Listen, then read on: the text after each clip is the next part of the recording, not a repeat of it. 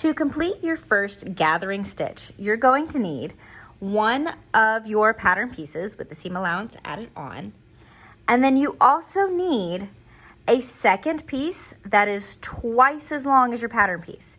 So remember, your pattern piece is 8 inches long, so you need to cut another piece that is 16 inches long with the same seam allowance. This is the piece we're going to be working with first. And we're going to sew our gathering stitches in here to prepare to gather this longer bit down to our sample size. So to change our settings, the first thing we want to do, we do want to be in our straight stitch, but we want to go to a basting stitch length. So we're going to bump this up as high as it can go. And then we're going to get in here and stitch on this line. So now we're going to sew our gathering stitches. Our stitch length is at a 5. And we're going to sew our first row right on the stitch line.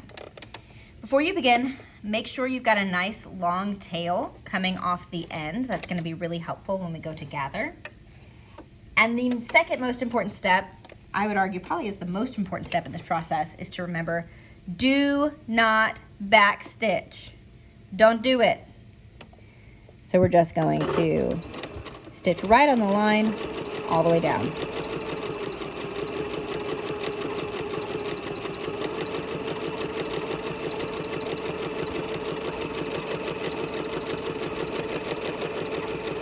Stitch right off the edge. Now when you cut this, normally I'm like, cut your tails right next to your fabric. Don't do that either.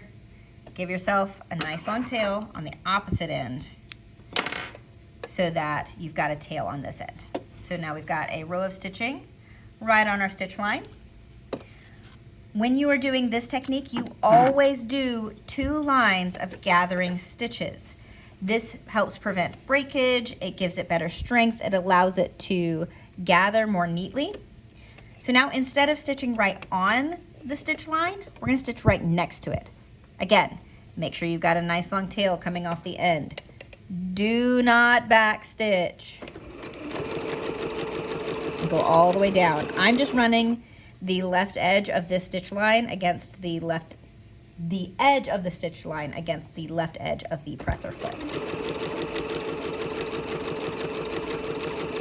The important part is you just need to make sure that these stitches do not overlap each other, because then they will not gather up. Sew off the end, leave a long tail, and now you have your rows of gathering stitches ready to gather up. Now we're ready to gather our regular gathering stitch to the smaller piece. So we want to, like always, put right sides together. I'm going to flip this over. And we're going to start at one end. We're going to pin this all the way through, and then we're going to pull the gathering stitches.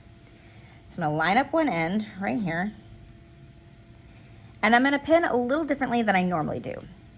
I'm going to go right on the stitch line, trying to be careful that I don't catch the gathering stitches too.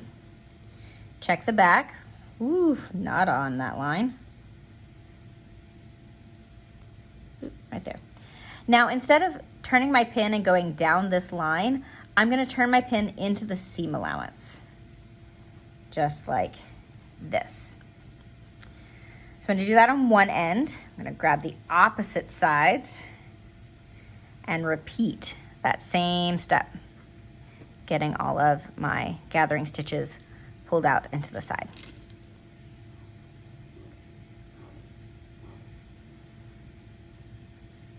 Get this perfectly lined up.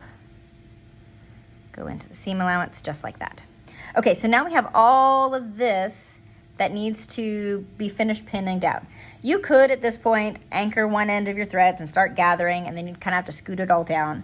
But one trick that I learned from my mentor was to pin as much as you can, so when you gather, it gathers mostly evenly.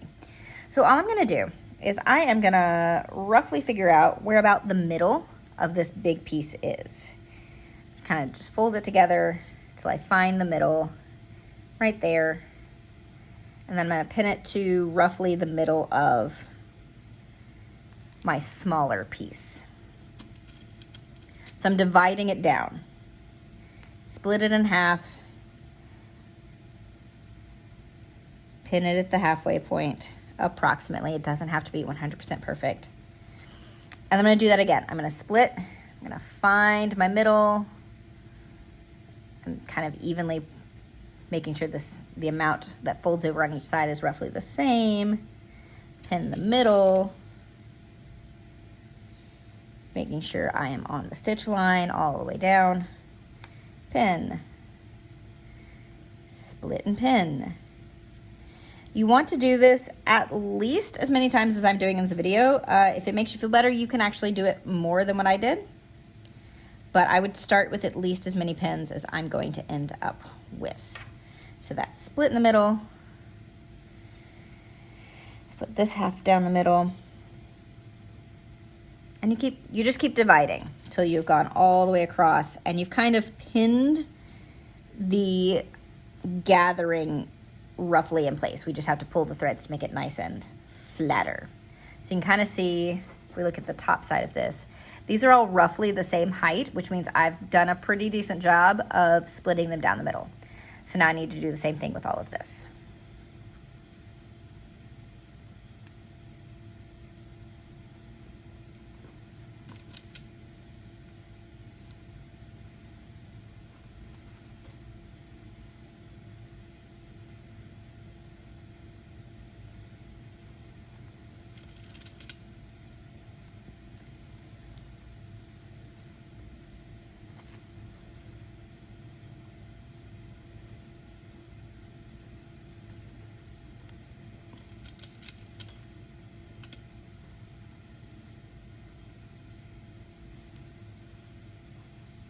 Okay, so now it's mostly gathered up. That is 1, 2, 3, 4, 5, 6, 7, 8, 9. 9 pins. Now we're ready to start gathering. So this gives an approximation of where the gathers need to fall in order for this to gather up evenly versus having all of it shrunk up on one side. So I'm going to start by taking one end, all of the threads from the gathering stitches, and I am going to do an anchor around this pin here at the end. I'm just going to do kind of an S anchor. So back and forth. I guess it makes an 8. Just anchor around like that. That means when I pull on the threads on the other side, it's not going to come out. But if for some reason my thread on this side breaks or I need to undo this in order to help me gather, I can still do that. That's why I do not tie a knot on this end. I just anchor it down with my pin. So now you're going to take the threads on this side. Pause. So now you're going to take the threads on this side. And as I have been sewing for demonstration purposes, I have left, my bobbin thread is a different color from my top thread. So that makes it really easy for you guys to see. So I'm going to take my two top threads, which are the red ones, separate them out from the bobbin threads, which are the blue ones. Come here. Separate them out and only hold the top threads. Now I'm going to hold this fabric and pull with the threads. This should kind of shrink down as I do that.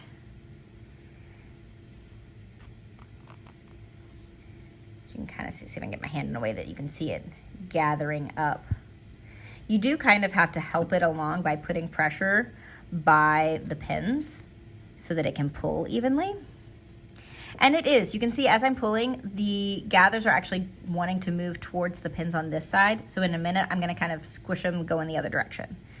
So you really have to kind of hold everything down and just don't be afraid to be rough with it, to pull hard. If it breaks, fine, it's just a sample, sew another one. You kind of have to pull and then push the gathers down the line. Okay. Keep pulling till you get to the other end. This is my least favorite form of gathering stitches. It does look really pretty, but it does take a lot of hand strength and work to get it to lay nicely. So if I'm gathering a big giant length of fabric, I am not gonna use this technique. I'm gonna use the zigzag technique instead. because right about here, I really want to undo this side. Actually, you know what? I'm going to do that. I'm going to undo this side and show you that you can pull from both sides. Just take that pin out to undo it, but make sure I hold on to my fabric so I can put my pin back in the same spot without making anything go sideways. Same thing on this side as I did the other side. I'm going to take my top threads, separate them from the bobbins, and just pull the top threads. And now I can pull from this side too. This is great if you've got a long stretch that you need to pull and you're having trouble with it. Those bobbin threads want to come back out. What are you doing, bobbin? Okay. That's weird. The bobbin threads are trying to come out too. Stop that. Okay, so now it's mostly gathered up. It is kind of curling a little bit, which tells me that I've got a little too much in here. So I need to start at the middle and just kind of push some of this tension back out, because if you can see this side, that shouldn't bubble. This side should be completely flat. You should not gather up so much that the straight edge, the shorter piece, starts to gather too. Okay, so now it's sitting a lot straighter and flat. But as you can see, like there's sections where it's completely flat and there aren't any gathers. So all I'm gonna do is I'm gonna just take my nail and just kind of scratch at them to rub these gathers into the place that I want them to be. And right here on the ends, if you do that, you may have to kind of put the tension back in because you might push some of that tension out by accident, like what I just did. So I'm gonna hold this here as I spread this out. Okay, so that's better. And if you did not pin this with splitting the differences evenly, you're gonna get these big flat sections. So like right there, that's really kind of flat. But I'm gonna leave it, it's fine. But on a garment, you'd want it to be evenly distributed all the way across. Right there's a little flat and right there's a little flat. But that's okay for the purposes of the sample. So now what I'm gonna do is I'm gonna take this back into the sewing machine, and because I have pinned along this line, actually before I take it into the sewing machine, I need to repin this. I'm gonna leave all the pins going this direction for now, and I'm gonna pin on the stitch line. So this bottom gathering thread is the stitch line. So I'm gonna make sure that it lines up over on this side as well. And I'm just gonna pin between all of my pins. And I'm gonna leave the pins that are going this direction in the fabric because I can sew over those, and I really want to make sure that everything stays exactly where I want it to. And keeping the pins that go perpendicular to the stitch line helps keep all of these gathers in place. Because as you sew, the gathers can move depending on what side of the machine the gathers are on. If they're touching the feed dogs, they can be pulled along by the feed dogs. If they're touching the top of the presser foot, then they can be pushed by just the pressure of the foot, kind of pushing everything down the line. Okay, so that's good enough. I've got a couple of pins going on the stitch line on both sides, and now we are ready to sew. Now we're ready to stitch our gathering stitches down. An important step before you begin stitching is triple check your settings. Make sure you are actually on the setting you need. I am not, so you're gonna hear some beeps as I fix it. Okay, because you don't want to sew your gathering stitch down on the same basting stitch length. Or in my case, the zigzag, because I had just finished sewing a zigzag. Okay, so we're gonna stitch this down like any other seam. Stitch right on our stitch line. The pins that are going horizontal to your view now, they are perfectly fine to leave in there like that. If the pins are horizontal to your machine, then it's not going to catch under the machine. Most sewing mechanics do say don't sew over pins like that. It is true, it can cause problems, but the problems I've had from sewing over my pins is negligible compared to the extra security I feel by having those there as I sew. All right, back stitch. And it can be a little tricky depending on how you gathered everything up because your stitch line may not be perfectly straight. So you want to do your best when you are gathering everything to make sure your stitch line stays straight. Really the only problem I've ever had with sewing on pins that were horizontal to my machine was that I broke a needle because I hit it. But honestly, that's kind of rare. It does happen, but it's rare. Usually the needle just slips over. Just watch, I'm gonna hit like the last needle. I did hit it slightly, but it didn't break. All right, pull this off. Find my scissors. And now we can trim all of these threads, even the gathering threads, because it's all connected together. Just like that. Take our pins out, and let's take a look at how this turned out.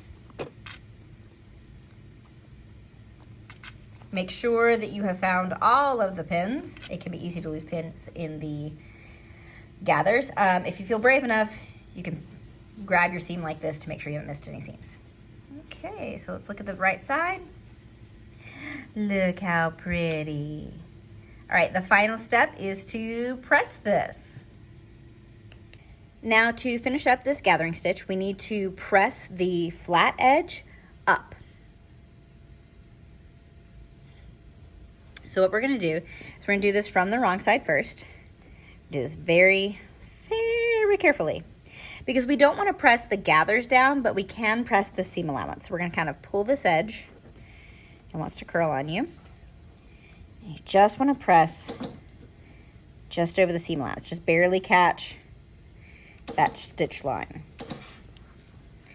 You're pressing the seam allowance up. Everything goes toward the flat side of the fabric because then that lets everything lay nice and flat. And again, like everything else, we always, oops, sorry for the wobble, press on the right side and the wrong side. So now it stays nice and fluffy because we didn't press on top. If we press on top, that's gonna press all of these creases in here and now it's not quite as fluffy. So don't do that. Just catch the seam allowance.